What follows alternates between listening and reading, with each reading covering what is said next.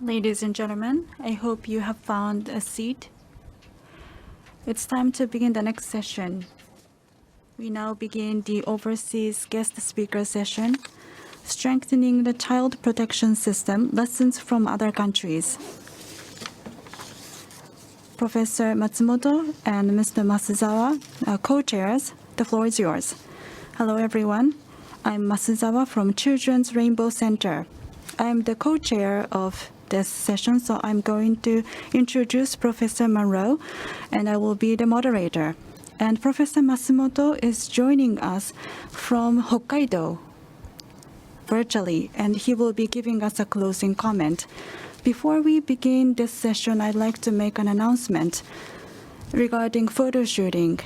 The presentation material and speakers, please refrain from taking any photos or recording of the presentation materials and the guest speaker. And to those who are in the venue,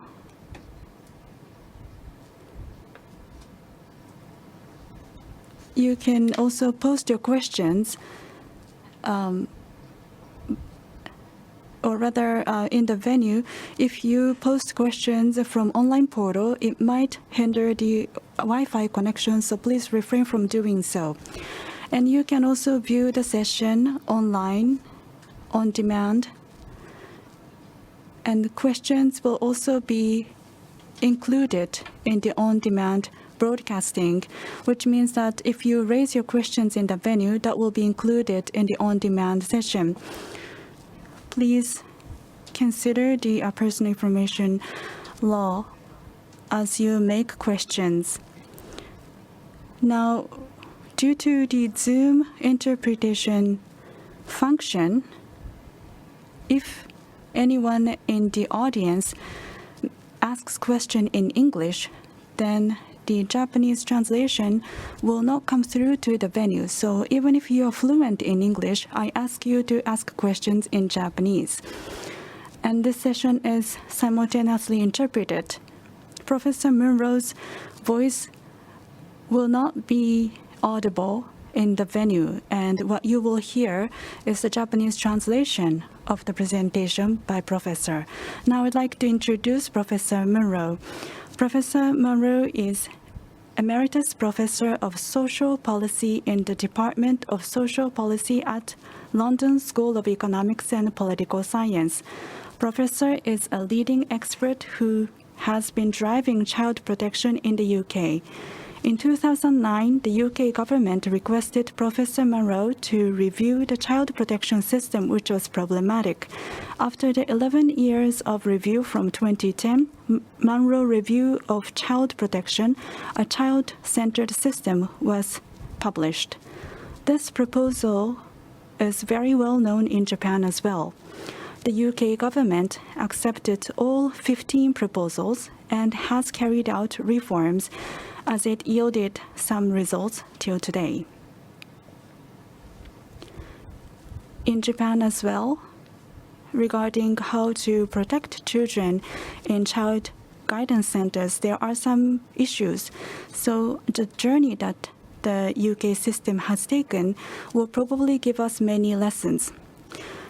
Now, Professor's presentation is titled Strengthening the Child Protection System, Lessons from Other Countries. Professor will discuss challenges in British child protection system, which was behind Munro Review, as well as closely associated challenges of child and family social work. Professor will also talk about expertise of social workers, focusing on inference skill to identify complex causes and processes in the family and child under protection and to make appropriate judgment. The lecture has many important themes, and so the presentation will be extremely valuable to those working in the area of abuse. We will have a Q&A session in the end for about 15 minutes, and then we have Professor Matsumoto who will be making a closing comment. Today's lecture is based on Professor Munro's great book in 2019, Effective Child Protection. This is the book. This book has been translated into Japanese. And the Japanese version was finally translated and now ready. The Japanese title of the book is Child Abuse: Shift from Protection to Early Support Toward Improving Quality of Child and Family Social Workers. This will be published by Akashi Shoten, and we are pre-selling the book at the Prime Coast in the book sales section in this venue today. With that, Professor Munro, the floor is yours. Thank you for inviting me to speak. And yes, thank you. I'm sorry I cannot be with you today, but COVID-19 makes Zoom the sensible option for us to follow. I know that your child protection system is developing and you are wanting to strengthen it. And so I have pulled together some of what I've seen as the big problems that have occurred, not just in the UK, but in Europe and North America as well. So that's how I've chosen my topics. So the outline of what I am going to talk about is the purpose of a child protection service. How does it fit within the way that society helps families to bring up children in a safe and nurturing way? And then secondly, how do we think about the causal relations, which seems a very abstract subject, but I will then link it to two examples to illustrate how these basic assumptions show up very differently in the way that you run a child protection system. Uncertainty is an unavoidable feature of our work because we are dealing with uncertainty about what's happened, but also we have limited ability to predict the future of human behaviour. And so we have to have a modest view of how much we can detect early levels of abuse and prevent severe abuse. But I suspect that Japan, like many other countries, has a society that would like us to be perfect, and resisting the attempt to be perfect, or at least to claim to be perfect, is really important. And then what role can empirical research help us in developing the way that we work with families, both in assessing what's going on and in then trying to help them develop better ways, safer ways, less abusive ways of working. So turning to the first element, which is the purpose of a child protection system. It is that we want to see children being happy and well cared for and growing up into being very functioning and happy adults. So I put up the picture of children just to remind us that that is at the heart of the work. We are dealing then with some rather abstract subjects, but it's about the impact they have on the well-being of children and the safety of children that is our key focus and not to be forgotten. So what are we trying to achieve? This is where you are better able than me to provide answers for what is relevant to the Japanese context, in terms of every society has ways of bringing up children safely and getting them to adulthood, or else the society would cease to exist. And they vary as well in how much the family position, the very definition of a family can vary from mother, father, children, to a whole extended clan or group, depending on which culture you're in. But also societies vary in how much the state provides services to help families care for children. So in Britain, and I suspect in Japan, we have education provided to everyone, a health service for everyone. We give help with housing when necessary and help with money. These are not true for all societies in the world, and they are done at different levels. So if you look at Sweden, the level of services to help families is far greater than in, say, in a state in America. And it is not chance that Sweden has a much lower death rate from child abuse and a lower rate of serious child abuse than America. But we want to help all families, but then we want to intervene more assertively when we think a child is suffering abuse and neglect. But it's difficult to know when to intervene. Abuse and neglect is often hidden, or what you see could be worrying, or it could be of no concern.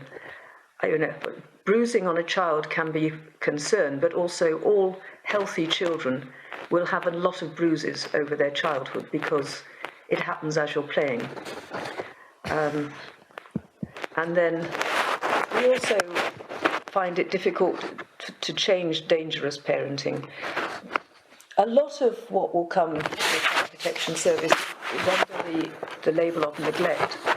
And quite often those are parents who are loving their children but suffering from problems of their own which make them inadequate parents. So they may have mental illness, or they may be taking a lot of alcohol.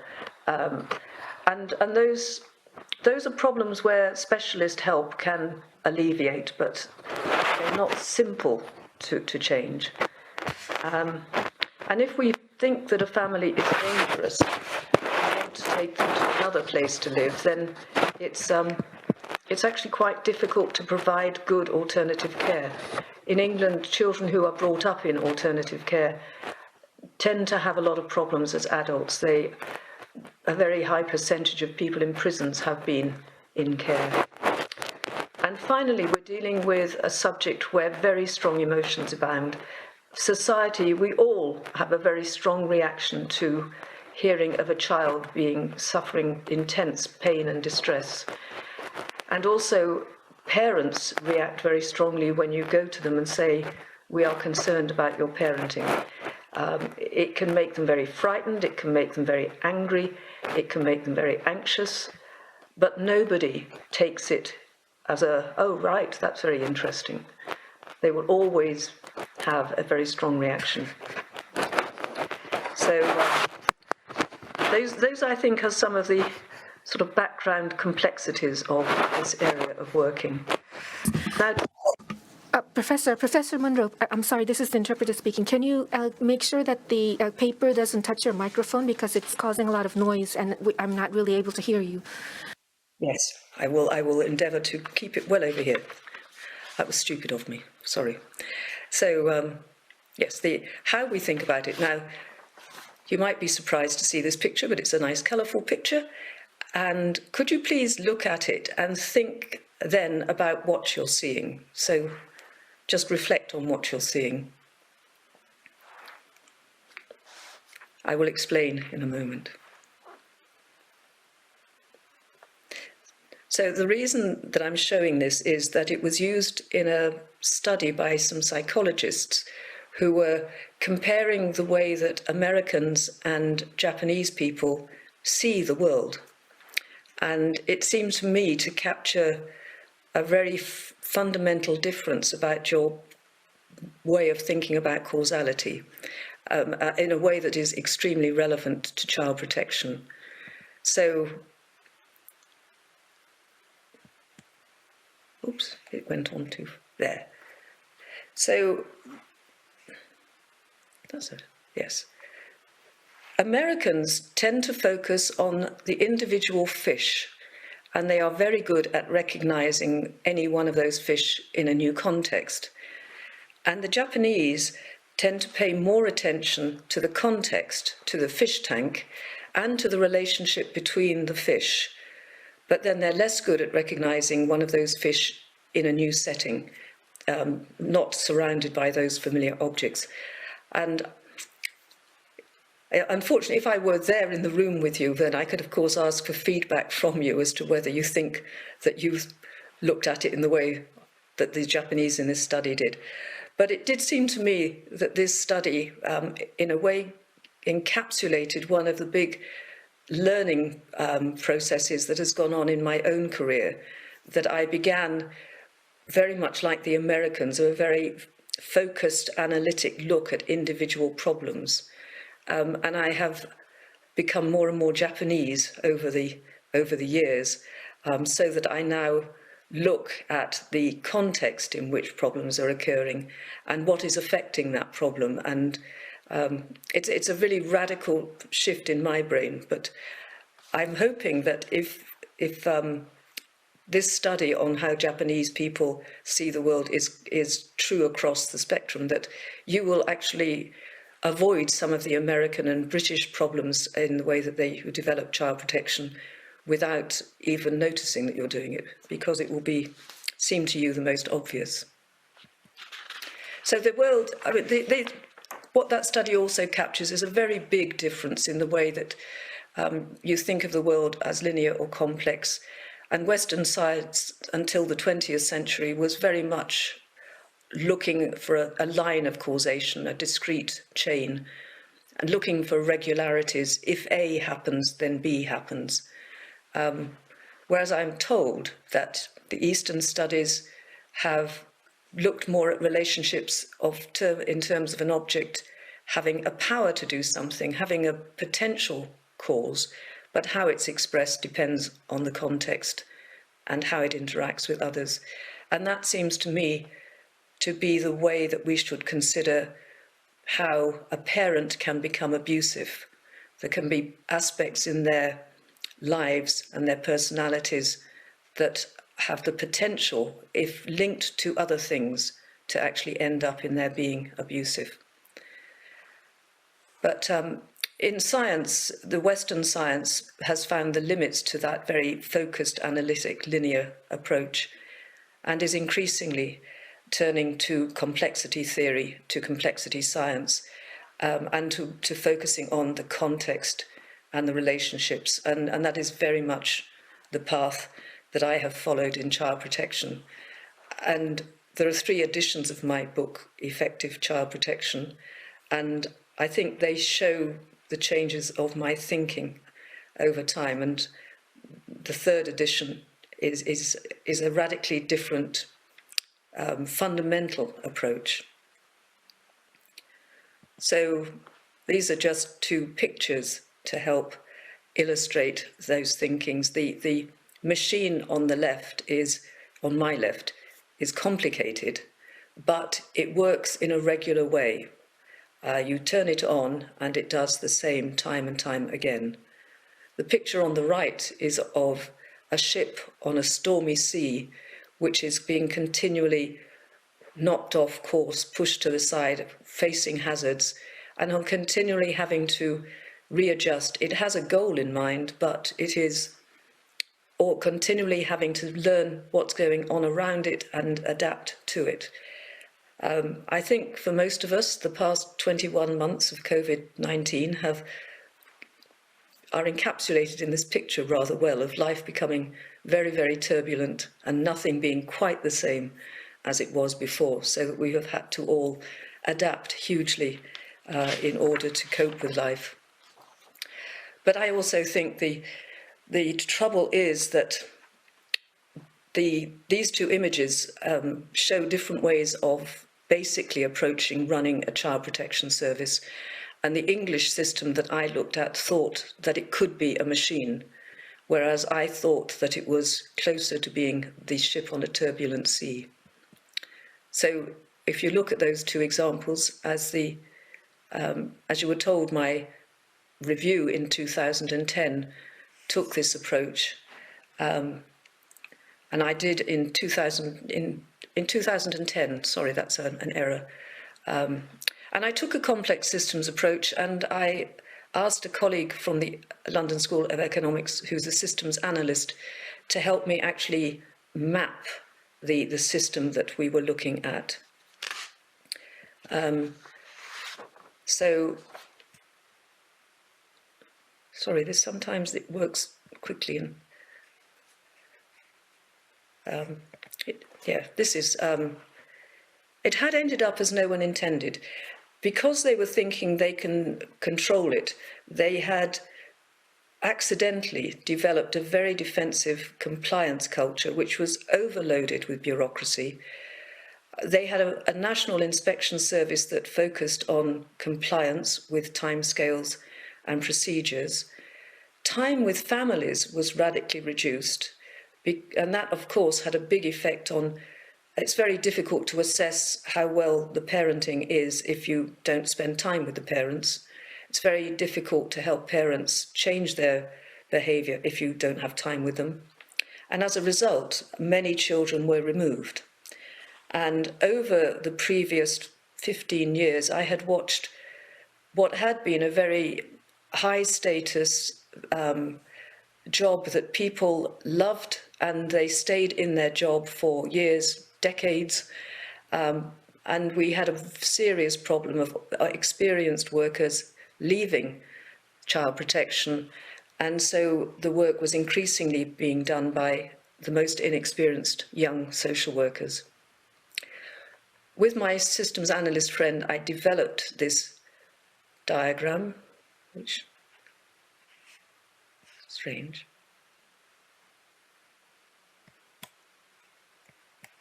There it is.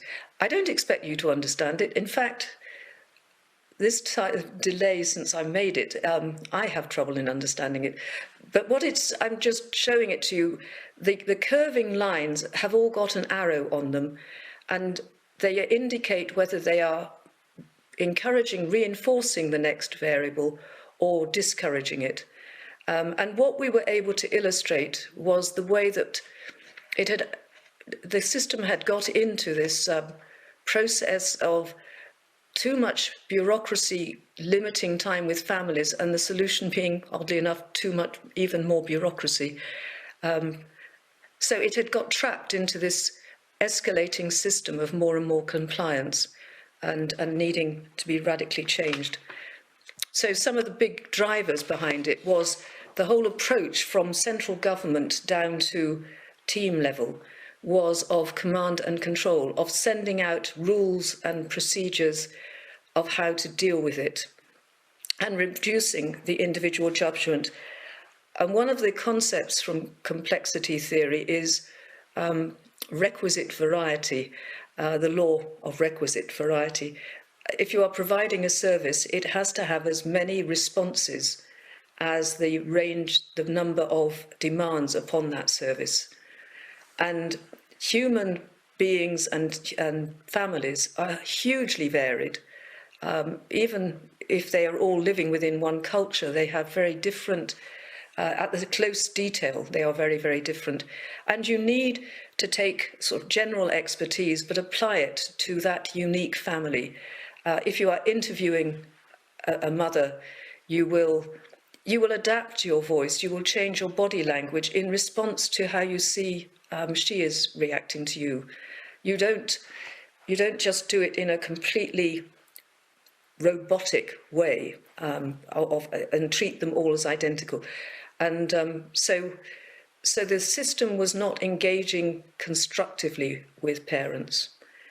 And with child protection, we know that ideally children should stay with their birth parents because there is a bond. There is, in law, under the United Nations Rights of the Child, a child has a right to be with their birth parents, if at all possible, so that we should seek to help children to stay with their parents. And we also know in England, certainly, that when we take children away and place them in alternative settings, the children struggle and do not do well. So working with families rather than doing to families is really important. But the other problem that had happened in England was that because there were so many rules and procedures, there was more and more monitoring of workers to check that they complied. And what was called quality assurance didn't look at the quality of the practice, but the quantity. And they also had targets and performance indicators to motivate the staff, which is not the right way that for the kind of vocational work that happens in social work. And the studies of individual cases, every time a child known to Child Protection Services died, there was a review. But it used to focus on individual workers and the single case, as if that worker had no other demands on their time except that one case. And then they would blame the worker for any evidence of mistakes or poor practice, but they wouldn't explore the context in which that had happened and what might have influenced their behaviour. So ironically, the response was yet again to have more rules and more monitoring. And so this was the kind of cumulative cycle that occurred. And then society, quite understandably, would like all children to be safe, and they certainly don't want any child to be horrifically tortured and hurt and scared and distressed and feel pain. But instead of the child protection system saying very firmly, we will do our best, but we cannot guarantee safety for every child because we cannot predict the future with absolute accuracy. They somehow got trapped into trying to be perfect, and therefore that set up an impossible situation for workers because they knew that they were not able to actually identify every child who was in danger, to know which families who looked a bit troublesome would actually escalate into being severely dangerous. Quite often, the very extreme violence occurs out of nowhere almost. It feels very sudden. And so, the way that they were then trying to handle that impossible job was to say, well, we'll focus on following the procedures and then you can't blame me. And that was highly destructive. Sorry, they sometimes take a long time to move on. Now, what was missing? As I said, the targets and performance indicators, which was the government style of monitoring people, didn't match with the motivation of people in the caring professions. They typically have an intrinsic motivation to help people. They get reward from talking to a child and seeing the child look more relaxed at the end of that conversation. They get reward from helping a mother handle her problems so that she can feel proud of how she's taking care of her children. That is what makes social workers go to work in the day, every day. But the targets and performance indicators, these data on a computer, they don't have that kind of motivation for a social worker. So a lot of the expert social workers who left child protection went into branches of social work where they could still feel valued for that kind of, the way that they were able to actually help families. There was also a great lack of appreciation of the role of the individual professional expertise and the judgment needed in understanding and working with unique families. The quality of social work education had been allowed to drop, and the importance of continual supervision and ongoing development had disappeared. It was treated as if it were a rather basic job. And there was a failure to explore the impact of the systemic factors on practice. There was awareness that problems in the system were getting worse, but it was continually attributed to individual social workers rather than to aspects of the system. And overall, the system was just failing to find out whether we were helping children and families. I'm glad to say that in England, we don't have a high death rate of children. In fact, in any one year, around 40 or 50 children known to the child welfare services as being at some level of neglect or abuse. We get 40 or 50 who die. that's in a population of 45 million, so it's not a major problem, and 330,000 children are referred to child welfare services each year. So 40 children in that dying is a tiny percentage. We are mainly working with families who do not kill their children, but can benefit from being helped to do better parenting. So the serious the family experience is shaped by the whole of the system, how it interacts. Within that, workers are not puppets, but they're not autonomous either. You can't blame them for everything, but you also shouldn't treat them as helpless. The tools are not passive, but active, and that was a major problem in that the government introduced software for recording cases that was created without any thought as to how it matched with the actual practice and the reasoning about families. And I've recently seen research where now, after my report, local authorities in England are now able to choose the approach they take. And there was signs of safety has been adopted by a lot of people. I know you have some of it in Japan as well. But in one of these authorities, they developed their own software to record the practice, which was adapted to capture the signs of safety practice framework. And they did a before and after time and motion study. Before they introduced the software, they studied how long it took the worker to do particular tasks. And then after they were using the designed for signs of safety software, they again measured. And they found reductions of between 30 and 40% on most of the major tasks, because the software was harmonizing with their thinking and prompting them about what to do next.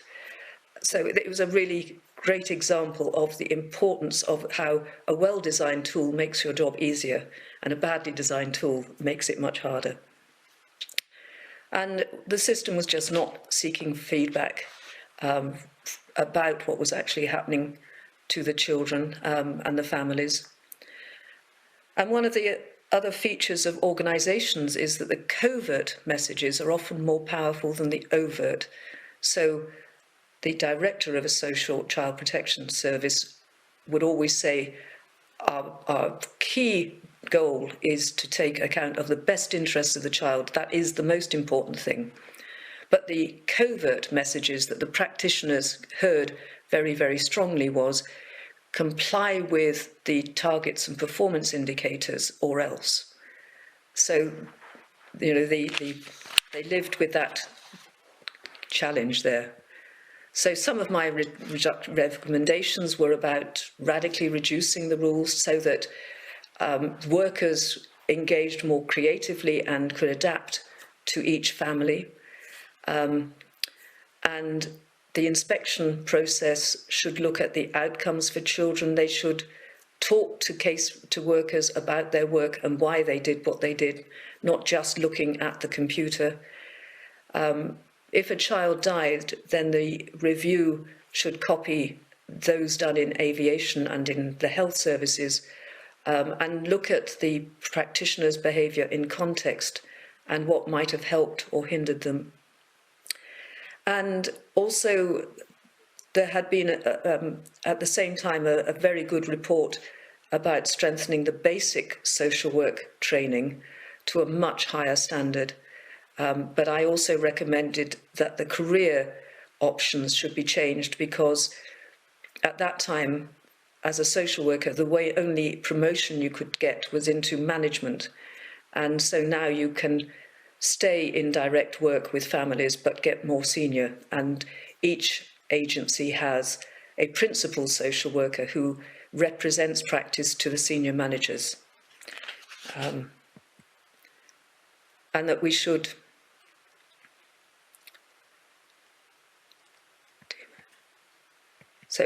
and improving the feedback so that we some of the agencies I've worked with, they have staff surveys in, they have family surveys, and you can combine those with looking at the data of what's happening to children. The managerial data is useful but not sufficient to help out. So moving on to uncertainty. It is uncomfortable, and people have varying levels of tolerance of uncertainty. I think with the pandemic, the level of distress people have is partly influenced by how much they like life to feel very safe and predictable, and how much they feel flexible and able to change. But it has been a very big factor in the English and many other countries' child protection services of making it clear that you have a limited ability to protect children from harm. I envy the medical profession who have managed to create a much clearer message that they will do their best to treat a cancer patient, but they do not guarantee that they can do it. And it's something of that nature that we need within child protection. I just want to say a bit about the background of this. We are talking these days about risk management, but the language of risk actually only appeared in human societies in the 16th century, about where it was originally just a neutral term, which about the probability of something, whether it was good or bad. It was just whether it was likely to happen.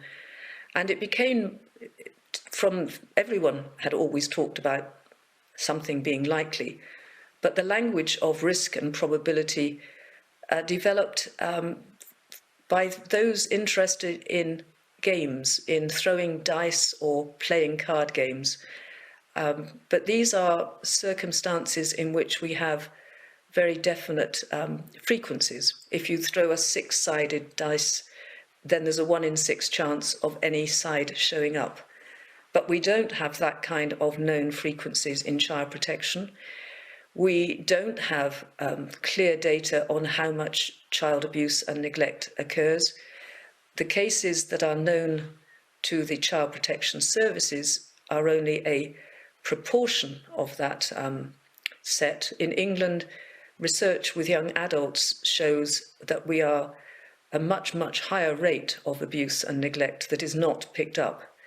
So when we talk about risk and calculating probabilities in child protection, it is much more about subjective probabilities of how likely it seems to you. And the other thing the point that I want to make there is assessing what happened to a child requires you to consider the good and the bad. The language of risk has made people look for the dangers and the harms, but you have to look for the benefits and the strengths, because staying with a family has a lot of benefits to it as well as dangers, and removing the child has a lot of dangers as well as strengths. And you have this very complicated balancing act of what overall looks most likely to be in the best interests of the child. And what has happened in England is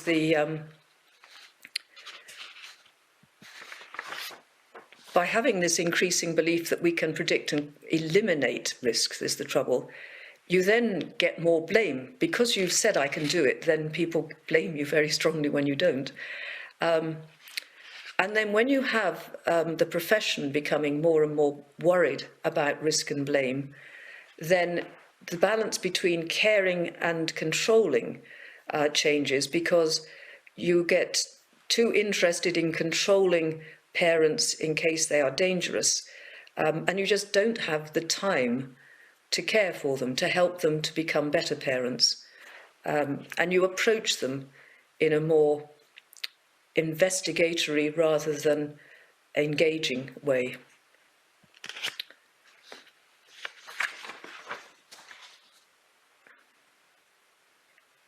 That's odd.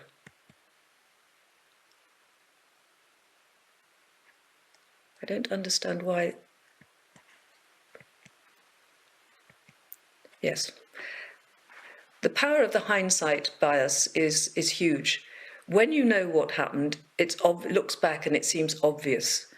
Again, to take the pandemic as an example, we have seen countries around the world take very different approaches to dealing with COVID-19.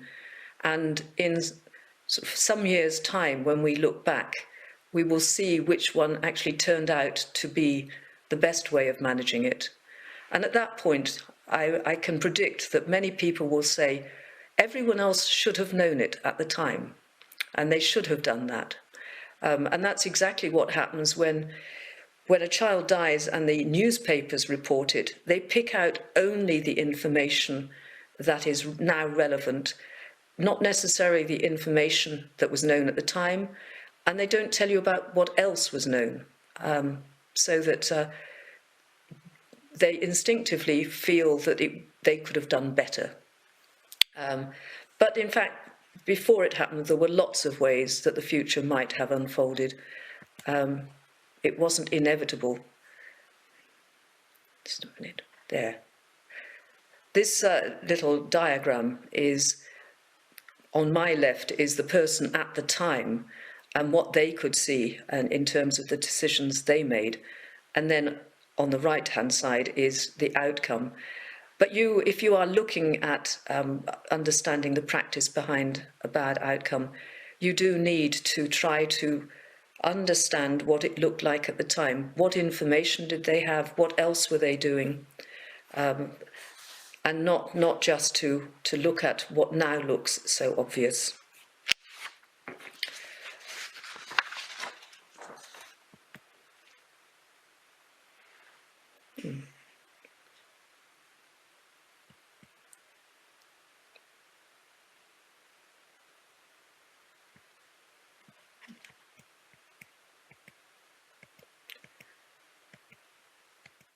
So that's strange. Defensive decision-making became very widespread in England and in many other countries. It's where the main focus is on you avoiding blame of yourself or the agency for which you work. This is where people found all the procedures coming from the government to actually be very a good defence of saying, I did as the government told me, and the bad event still happened. And society is a very, very big influence on this, how much the media will pick up stories and blame you if you leave a child at home and they suffer harm. And we have occasionally had big media stories where a child has been removed and everyone says you shouldn't have removed that child. But they are rare. You are much more likely to get blamed if you leave a child at home and they suffer harm than if you take a child into care and place them with another family where they also suffer harm. So we ended up with fewer balanced assessments of what might happen, and good or bad, to both the child and the adult. And as a result, we're taking children into care at a level that we wouldn't have done 20 years earlier.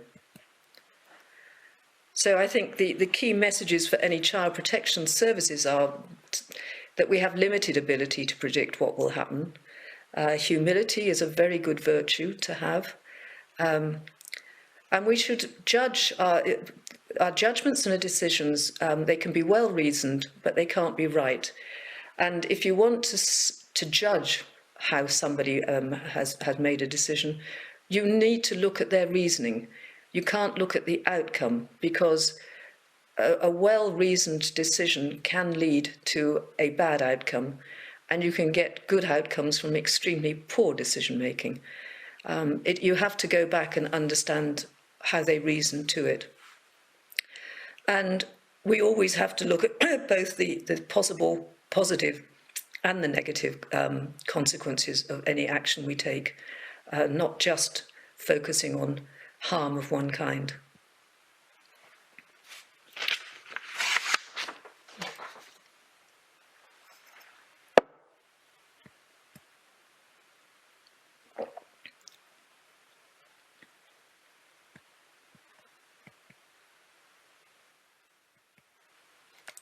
So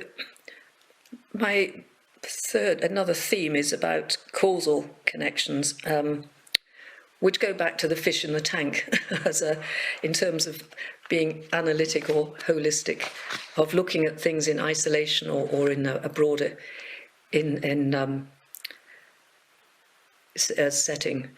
And we in the West, we've developed evidence-based practice. It's very strongly driven by American universities, so it's probably not surprising that it's research which is very much in the linear mode of thinking, and treating a social work intervention, like multi-systemic therapy or signs of safety, as a single variable, in the way that in medicine you might treat an antibiotic as a single variable to administer to someone with an infection. And consequently, if that's the way you conceptualize a social work intervention, then the randomized controlled trial looks a suitable design for testing its effectiveness, in the way that in medicine you can have an experimental group that gets the new drug and a control group that doesn't get the new drug. But we are talking about complex systems and complex processes. It's very different when you are trying to study in that way. You don't find universal truths so much as probabilistic truths, so that you may get a different result in a different context or in a different time. Just a minute, I've missed a slide. For some reason, the moving on of slides is not working as usual.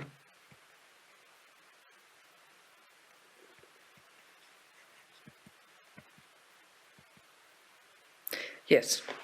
A child protection intervention typically contains many interacting elements, and either if you look at multi-systemic therapy or signs of safety, there's actually a whole package of things within that umbrella term, and when it's being used in practice, there will be radical differences in what the family experience.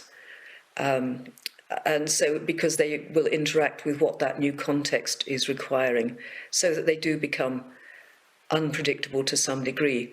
And when you look at the results of the trials on child protection interventions, they typically show a very varied picture of the impact in both the experimental and the control group, and within each group. So in both cases, some families will make progress, others won't, and some will actually deteriorate. So you may find in one study that the experimental group do better on some variables than the control group.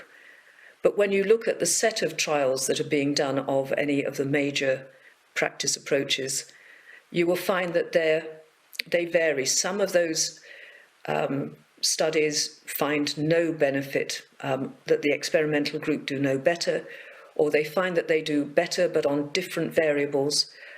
You don't find any kind of simple, uniform causal link in the way that you might have done in the early days of looking at penicillin and pneumonia, where there was a very clear improvement of a radical scale.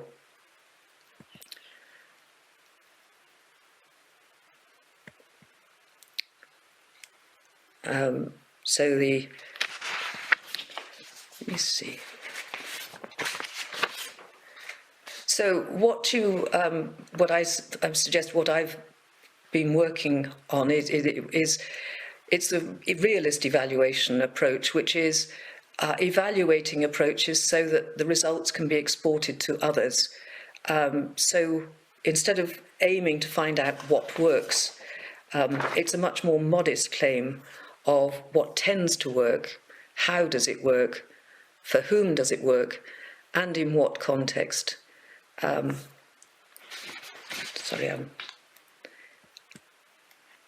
So I've done a study.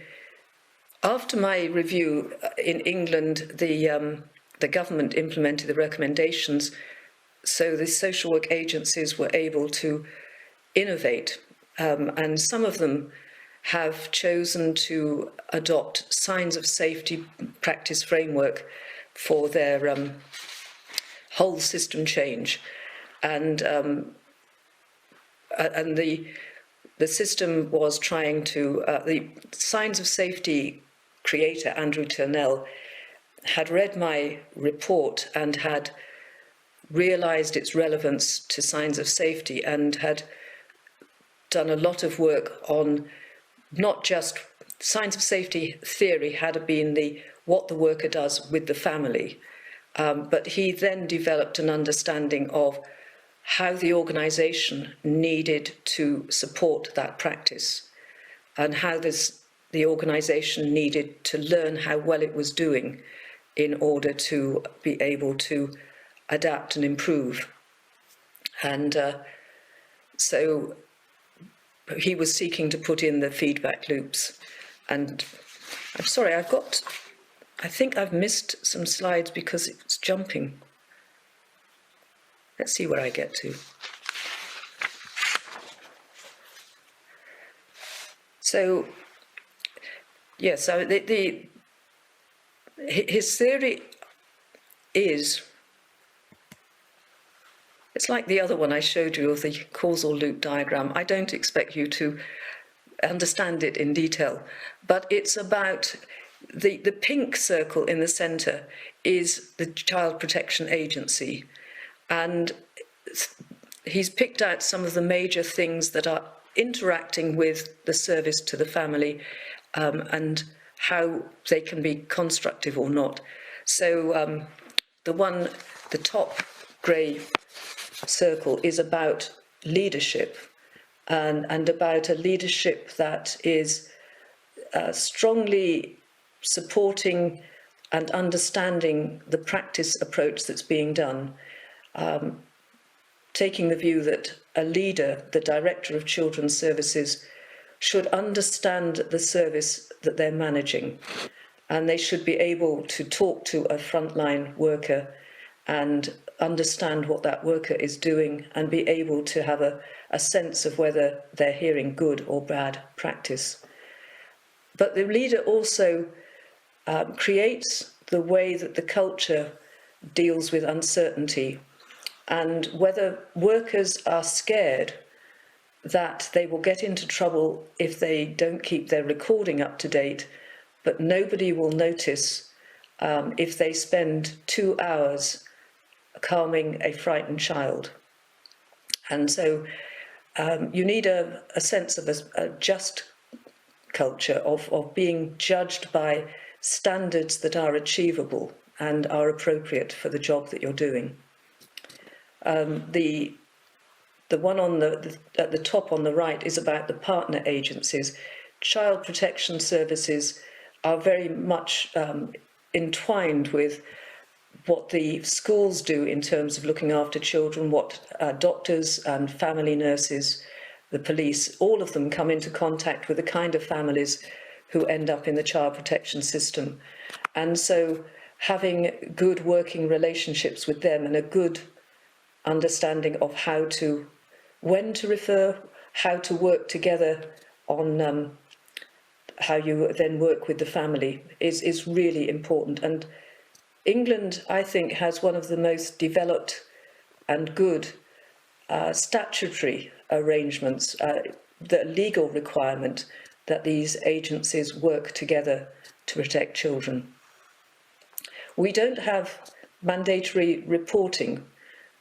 We have mandatory cooperating, which I think is much more constructive, because all of these other professionals can be major parts of the family life, and so they're seeing what's going on, and they need to work together with a social worker to achieve the aim of better care.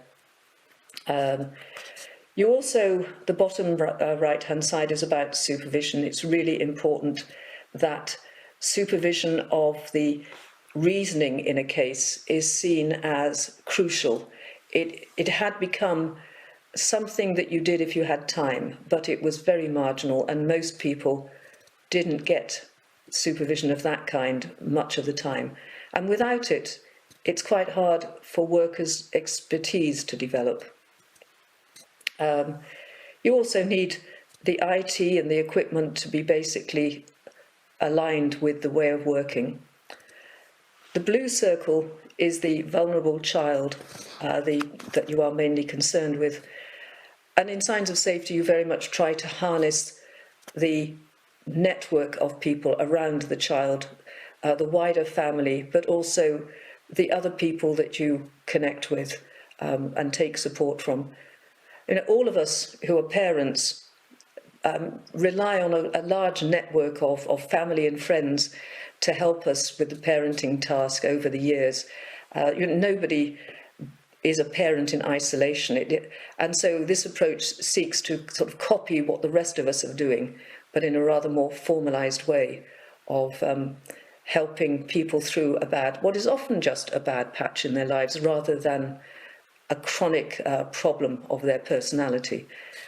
So it's a much more complicated idea of change. And I had the good fortune to work with Andrew and evaluate some of the work. So I will tell you about that. But first of all, going back to the issue of probabilistic reasoning, this is some of the underlying philosophy of this issue, that factor X is neither necessary or sufficient, but if it's there, it can be part of a sufficient condition. Again, I'm putting this in for people to think about at leisure, but it's a bit abstract for picking up just in a slide. So these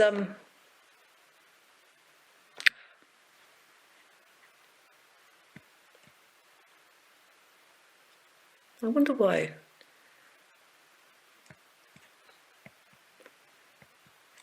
These circles are an attempt to show what it means that for any one individual, there will be the things that we know are predictive of being an abuser, of making it more likely, are things like having been abused yourself, being very drunk, or being stressed by severe financial problems. So somebody may have one of those things and end up being abusive because there's many other things in their life that are contributing to it happening at that time. Some of them may have several of them, and some of them may have none of them. And this is what makes it so difficult to predict who will be seriously abusive.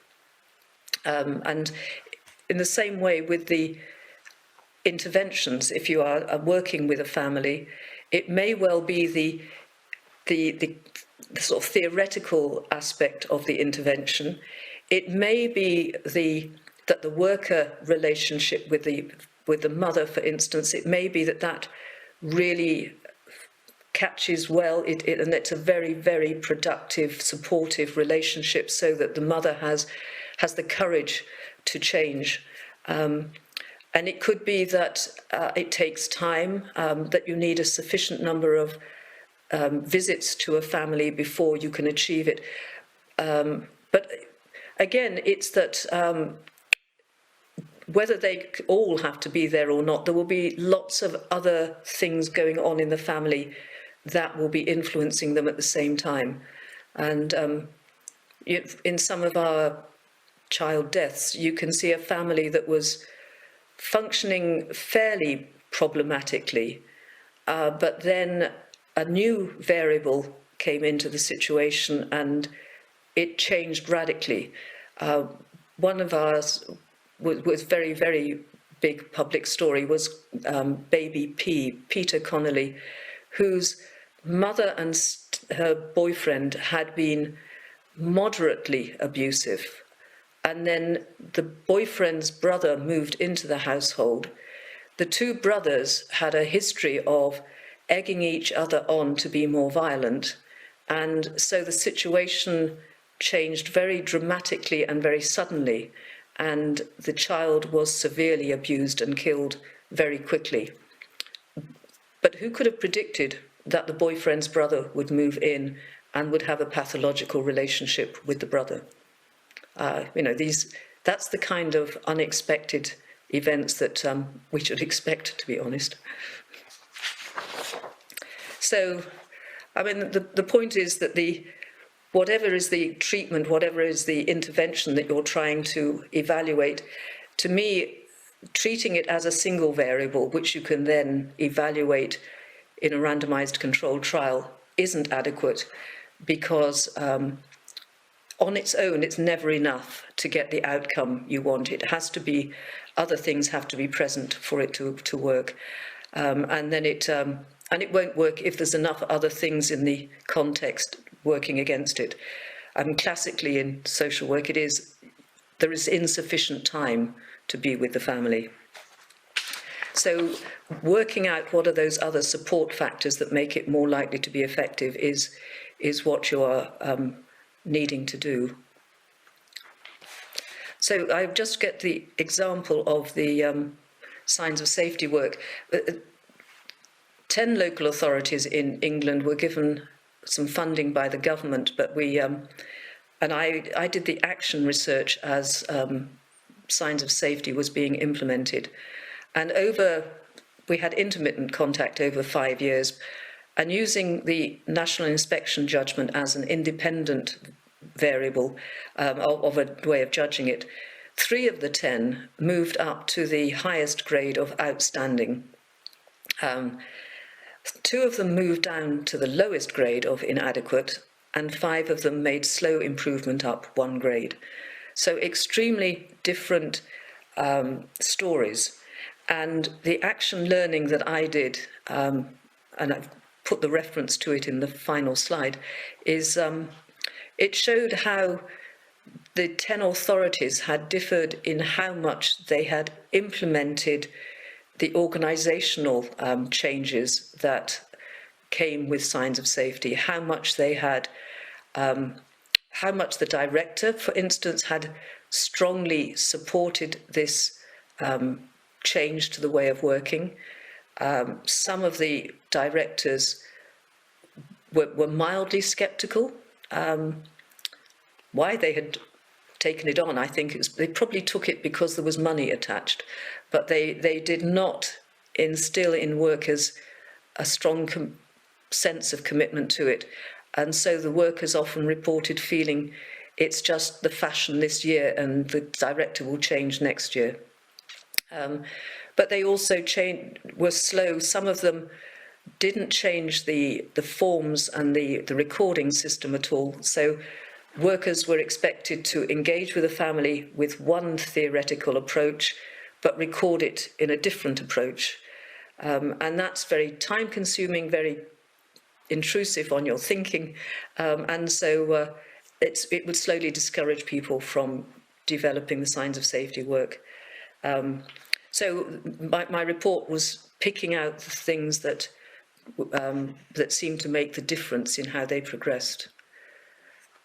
So just briefly to sum it up on this, what I'm arguing against is the standard evidence-based practice approach, which is very much looking at an intervention as an isolated variable, like a single fish in the fish tank, and looking only at how it's impacting on the family. And what I'm recommending is the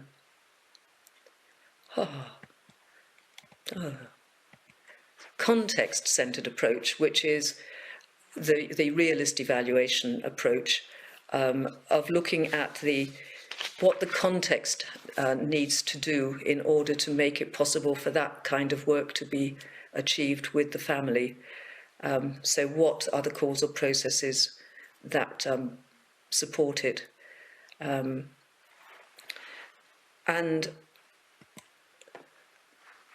overall, it's about having a system that is actually learning whether children are being helped. It does seem odd that we've managed to develop a system that wasn't actually learning that at all.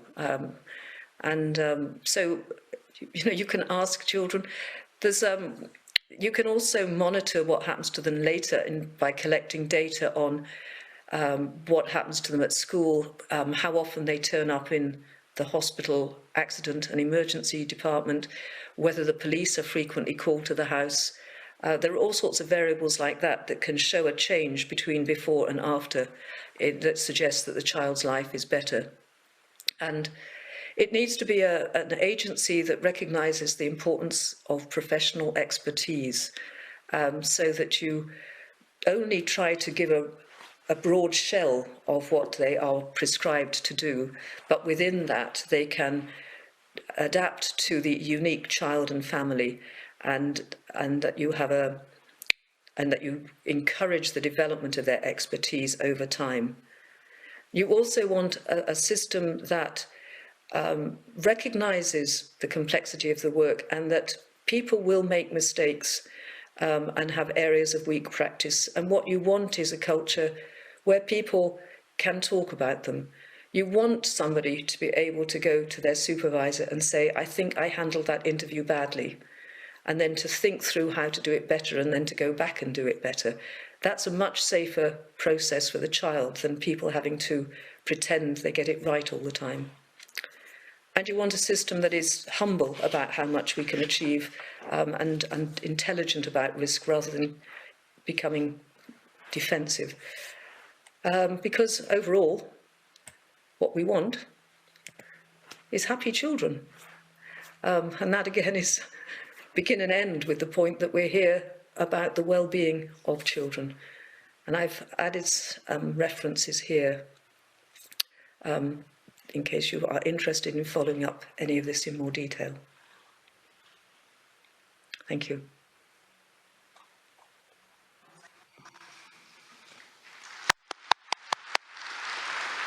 Munro 先生、ありがとうございました。Thank you very much, Professor Munro. When we think about the current situation in Japan, I believe many people found a lot of similarities. Every time something happens, the Child Guidance Center and organizations are blamed, criticized. People talk about what manuals were followed, what checklists were followed. And people will tend to think that if you follow manuals and checklists, then it's okay. And I believe you had that loop going on in the UK, and I believe we also see something similar happening in Japan as well. And evidence-based tools, it's a linear system, and actually the actual things happening is much more complex. There are a lot of factors that go into this. So we need to understand that. We need to have a social work that thinks. I believe that's the importance. And so we need to have supervisors that we can talk to when we are in trouble in order to understand this complex system. And also, you have talked about the expertise of the social workers. Now, we would like to entertain questions from the floor, but before going to the audience here, we do have some questions sent to us online. So in the risk assessment and manuals, tools, yes, there are a lot of tools here in Japan as well, but is it better not to use them? Or should we say that we're not going to use these tools anymore? And maybe we are using that as an excuse sometimes when things don't work. So I believe tools and assessments, how do we utilize it? I think this questioner wants to understand the perspective of looking at these tools and assessments. So that's the question. If you can please answer this. I think it's an excellent question because, yes, there's a danger that I sound as if I'm saying they're all wrong. And actually, I am old enough that I worked in England in child protection work before they introduced all these assessments and guides, and I can tell you that was very bad. It's about their place, that they are guides. They can give you an idea, but they do not dictate. You have to think, in this particular circumstance, does it make sense? Is this actually an unusual setting? I think there are a number of tools that claim to be able to predict, but they're based on, their accuracy is not well presented in the reports on how to use them. Because what you need to know is, if you use a tool that tells you this is a very dangerous family, you need to know the probability that that family is. Getting a positive result means that they are actually truly dangerous. It's just the same as a mammogram for breast cancer. What is the rate of false positives and false negatives? And unless you know that, you don't really know whether a tool is useful or not. And I think I've seen places where people take the tool without questioning because they like the idea of not being responsible for making the decision. And that is what is to be avoided. We have to be responsible for our actions, and in the way that parents have to be responsible. So I think there is a very definite place for guidance and assessment tools that you can refer to, but the central part of it is an intelligent human being engaging with a family and bringing it all together to make sense of what's going on and decide how to proceed.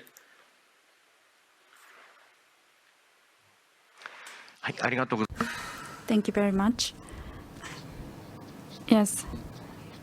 So we shouldn't rely on tools and assessment and use that to avert blame. I think that is what we need to learn from the response from Professor. So if there's any question from the floor, you can raise a hand, but if not, we have a question coming in from online platform. There was a talk about signs of safety, and in this conference, we do have some other presentations on signs of safety.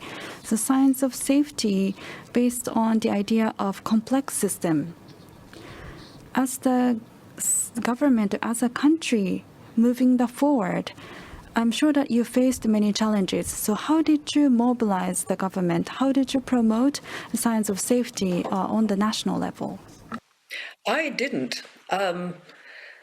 It was local authorities heard about it and were interested in it. I was involved as a researcher rather than as a seller of the approach.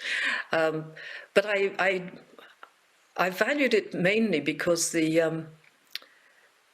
it's a self-critical approach. It looks at whether it is working, and it keeps bringing in new ideas and throwing out old ideas. It's a very dynamic approach. So I did not. Oh dear, sorry.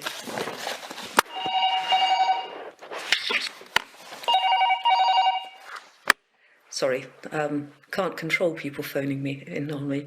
So, and there are other approaches being used in England as well, but they have some very common features in terms of work very much focused on working with families and helping them to address their problems, rather than primarily being sort of like police officers going in to coldly assess whether they are good or bad parents, because it takes the view that of the 330,000 children referred to the Child Protection Service, we will have very few ever removed from their home, and that we will primarily be seeking to work with the family to provide better care. And that should be in your mind from the first moment. But and the government in England approved of my recommendations very strongly, but in the 10 years since then, they have been cutting the funding very radically. So insufficient time and workers obviously limits very much what anyone can achieve. But we have had 40% of the funding cut, while there's an increasing rate of referrals. So not a happy situation, but that's outside my control, that money.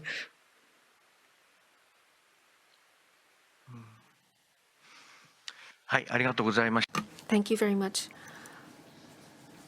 So the people who are in the practice should show the way of thinking, and I believe that would lead to their connections with researchers like Professor Munro.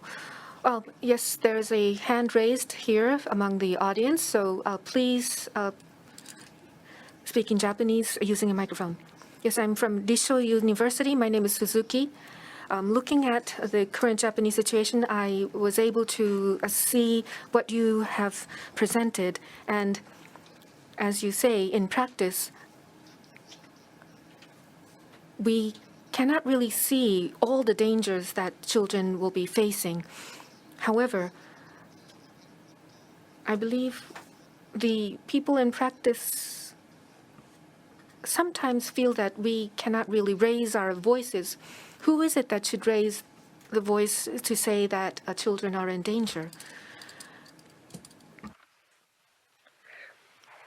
Well, anyone who's in contact with a child has a moral responsibility to try to do something. In England, any professional in contact with a child has a professional duty to talk to others about it, to contact the social services.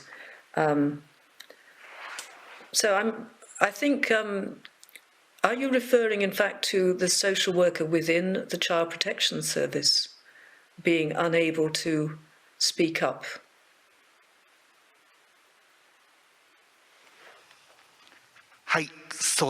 Yes, that's what I meant. Then that is it is worrying. The people who see the child are the best authorities on what's happening to the child. So it is odd if the manager is not then keen to hear what the worker is reporting. But yeah, I'm sorry, I can't give any proper response. I think the social workers who've been talking to the child and the family are very well placed to make a good contribution to judging how safe the child is.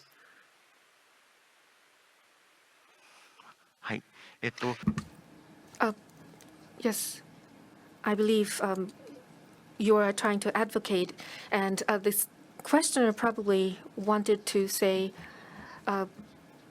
because every time a child dies of abuse, people say that you should have been able to avoid that. You weren't able to do that because people supporting weren't working.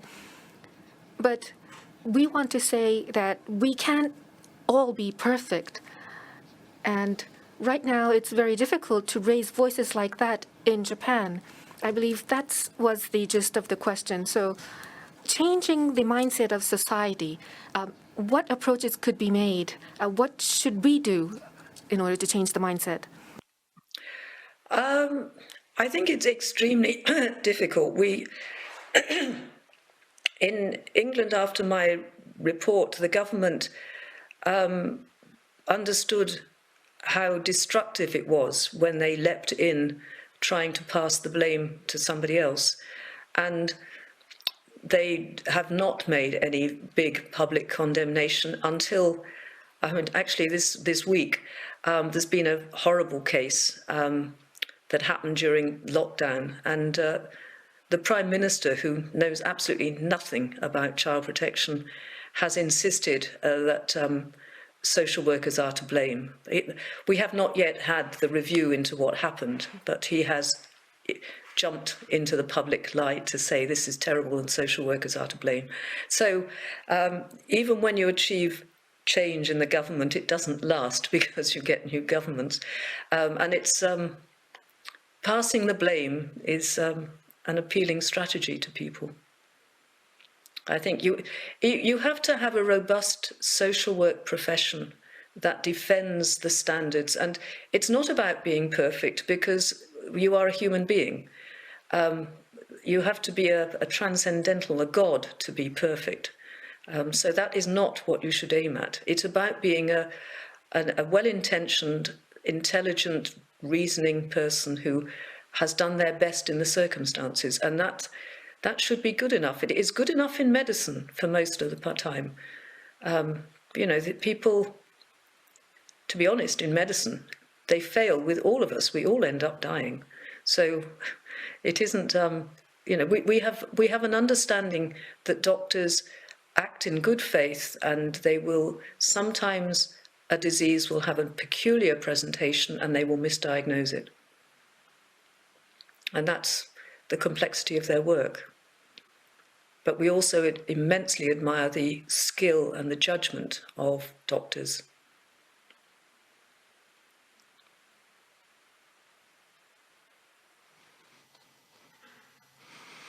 はい、ありがとうございます。 Thank you very much. Indeed, I agree with you. In the COVID-19 pandemic, to those who lost their lives to COVID-19, the medical care is provided. Still, people are dying, but the medical personnel are praised. But in child protection, if a child dies, then we are to be blamed. A 6-year-old child died recently due to abuse. So these things are happening. The history is repeating. But we must learn lessons from each of the cases and move on. Certainly, but it isn't necessarily that the worker was bad.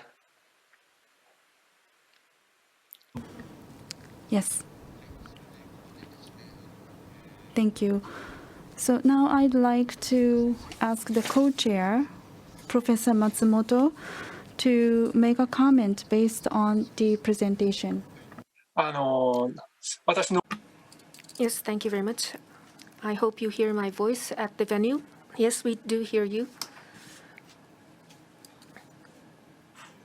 So, Professor Munro, I hope you hear my voice through the interpreter.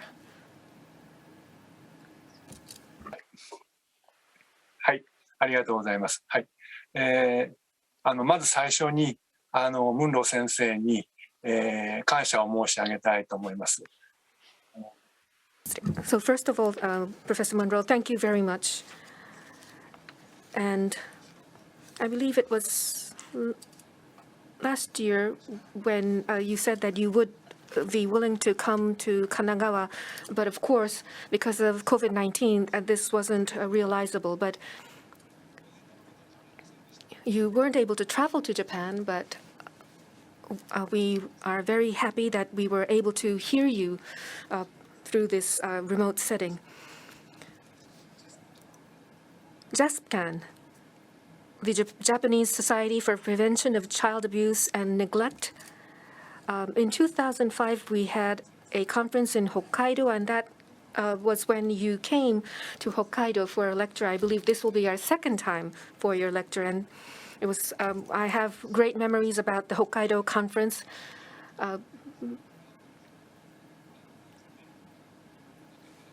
I was hoping that that experience was good enough so that you wanted to continue discussing this topic with us.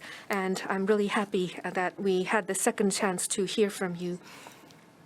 So Mr. Masuzawa has asked me to make some comments. So I would, rather than looking back at what you said, I'd like to look back at 2005. And what was the message that you sent us back then? I would like to remind ourselves about that. And also the message that you gave us this year in 2021. So what would that mean for all of us? I would like to try to look into that. So when I met you for the first time, that was actually in 1997 or 98 at LSE, when I was studying at LSE. And I believe I attended your lecture once a week. I'm not really sure if I understood everything perfectly every time, but in the 1990s, the end of 1990s in Japan, a system, people started to think that a system to prevent child abuse was necessary here in Japan. We learned from the UK and other countries. I believe that was the time of learning for us. And one thing that we did here in Japan is to have a connection among the experts. I believe in the UK you have a document titled Working Together that talks about that, and we also had something similar here in Japan so that the experts could collaborate together, and also looking into the death cases to achieve learning. That also was introduced into Japan as well. And in the year 2000, actually, the child abuse prevention law was established. And then in 2004, it was amended. And the Working Together framework was actually brought into Japan. And so the council to work on child abuse prevention was made. And in 2005, I believe, the Ministry of Health started to review the death cases, and even now, every year, a review is made. And around that time, I think it was about 2007 or 8, local governments also started to review death cases, and there were many reviews made after that. I believe Mr. Masuzawa also was involved in some of them, and I myself was involved in some of them. I believe people attending this conference, many of them were involved in this. 2005 was the year when Japan has learned from the UK framework and built it for Japan. We were in the midst of trying to build a system here in Japan, and that's when you came to Hokkaido. Michiko Kobayashi was also a lecturer at that conference to look back at the system of the past and looking ahead. And I really remember well that you said that intervention into families may cause unpredictable changes. And as we work with child abuse, the relationship between the family and the government will also change. So how do we look at that? And as social workers and as people who are involved in this, we need to understand that there are always uncertainties, and we need to establish systems in place with that uncertainty in mind. I believe that was the message that you gave us back in 2005. And I believe that is linked to what we've heard today. Were we able to really leverage the message that we received in 2005? Mr. Masuzawa has said earlier that today, so when there is a child death case and we try to verify it, but the mass media and the community actually start finger pointing and blaming who did the wrong thing. But recently, yes, people are starting to understand that a broader support is necessary and that a system of support is necessary. We do hear discussions like that happening in Japan, which is a good thing.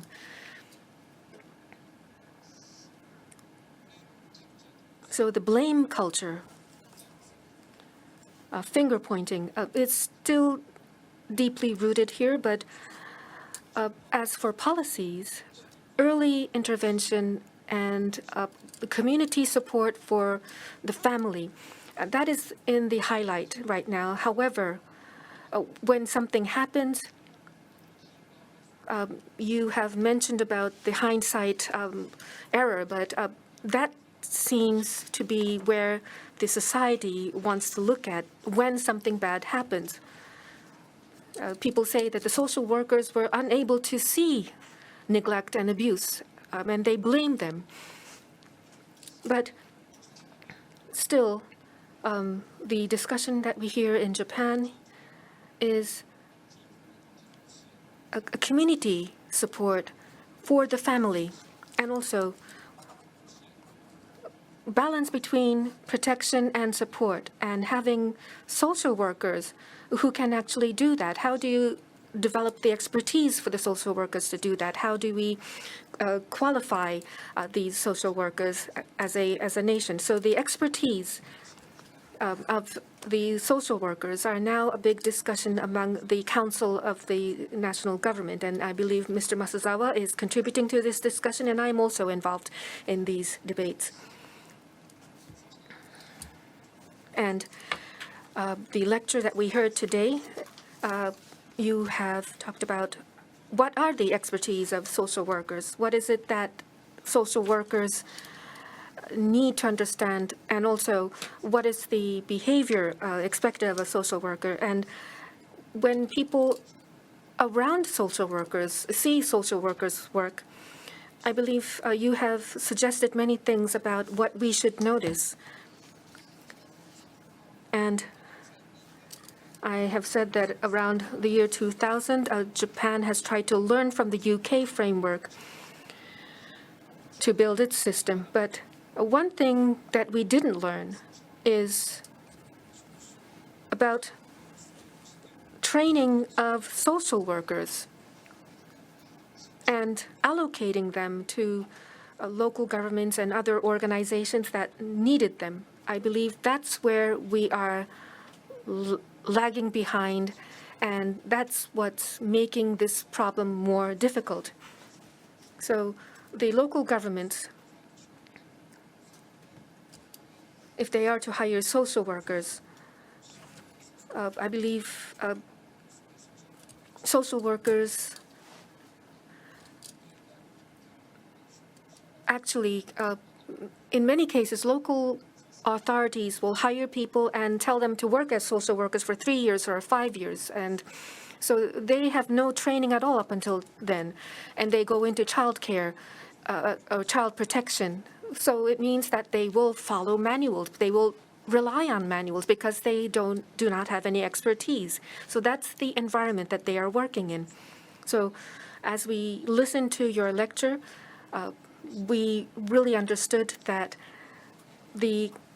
we need to make sure that this job and expertise as social workers should take root within society. We need to make sure that the society understands the expertise of social workers.